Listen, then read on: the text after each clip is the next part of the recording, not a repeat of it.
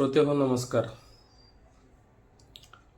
सत्यार्थ अर्थात तत्वाच्या कारणी सत्वाची पेरणी या माझ्या यूट्यूब चॅनलला आपण सारेजण भरभरून प्रतिसाद द्याल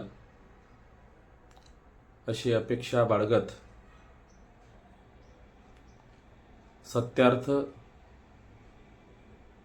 भाग पहिला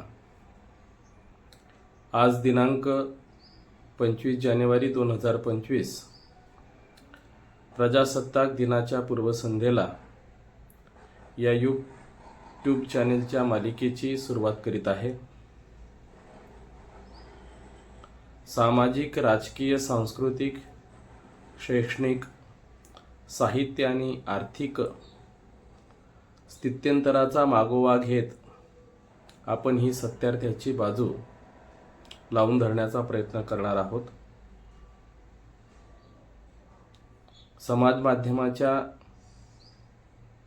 अत्यंत सक्रिय भूमिकेतून आपण सारेजण सत्यार्थ यूट्यूब चॅनलला भरभरून प्रतिसाद द्यालच. आपणास हे चॅनलवरील चर्चा, विश्लेषण, माहिती आणि आकलन आवडल्यास कृपया लाईक करायला विसरू नका आणि सबस्क्राईब करायला देखील विसरू नका. धन्यवाद. भारतीय संविधानाचा अमृत महोत्सव, चिंता आणि चिंतन या विषयावर महत्त्वाचे आकलन या सत्यार्थाच्या पहिल्या भागामध्ये मी आपणापुढे ठेवीत आहे. भारतरत्न डॉक्टर बाबासाहेब आंबेडकर यांना घटना समितीत यायचे होते ते यासाठी की हजारो वर्षापासून दलित, पीडित, शोषित, दुर्लक्षित आणि आदिवासी असणाऱ्या जाती जमातींना न्याय हक्क प्राप्त करून देण्यासाठी.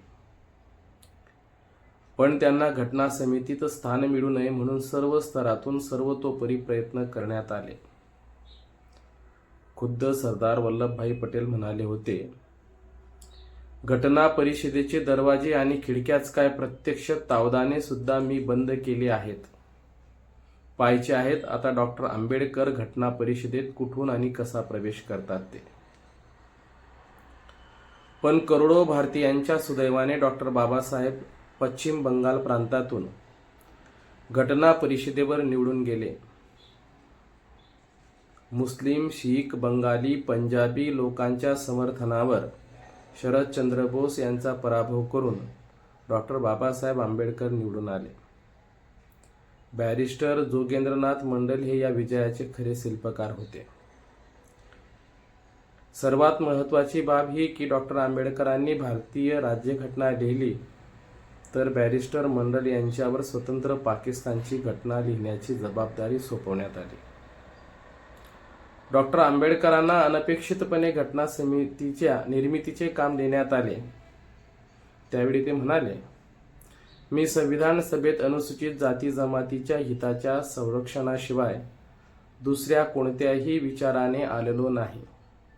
मजवर यापेक्षा अधिक महत्त्वाची जबाबदारी सोपवली जाईल याची मला मुळीच कल्पना नव्हती. म्हणून मला जेव्हा सभेने मसुदा समितीचा अध्यक्ष निवडले तेव्हा आश्चर्याचा धक्काच बसला. डॉक्टर बाबासाहेब आंबेडकर आणि गांधीजी यांच्यात वैचारिक मतभेद निश्चित होते. डॉक्टर बाबासाहेब आंबेडकर काँग्रेसचे विरोधक होते असे असूनही त्यांची प्रखर बुद्धिमत्ता आणि कायद्याचे ज्ञान पाहून त्यांना मसुदा समितीचे अध्यक्ष बनवले. शेवटी सरदार पटेल यांना प्रकांड पंडिताच्या निवडीबद्दल समर्थन करावे लागले. एका आंबेडकर विरोधकाने सरदार पटेलांना प्रश्न विचारला, डॉक्टर बाबासाहेब आंबेडकर हे गांधीजींचे टीकाकार आणि काँग्रेसचे विरोधक असूनही त्यांची अध्यक्षपदी निवड का केली? त्यावर पटेलांनी उत्तर दिले, तुम्हाला घटना निर्मितीबद्दल काय कळते? आम्हाला या कार्यासाठी डॉक्टर बाबासाहेब आंबेडकरांपेक्षा श्रेष्ठ व्यक्ती सापडणे शक्य नव्हते. आम्ही सर्वश्रेष्ठ व्यक्तीची निवड केली आहे. मसुदा समितीचे अध्यक्ष डॉक्टर बाबासाहेब आंबेडकर व B N. Mitter, N G. Ayyangar, A K. Ayyar, K S. Munshi, N M. Rao, Syed Saadulla आणि सर बी.एन. राव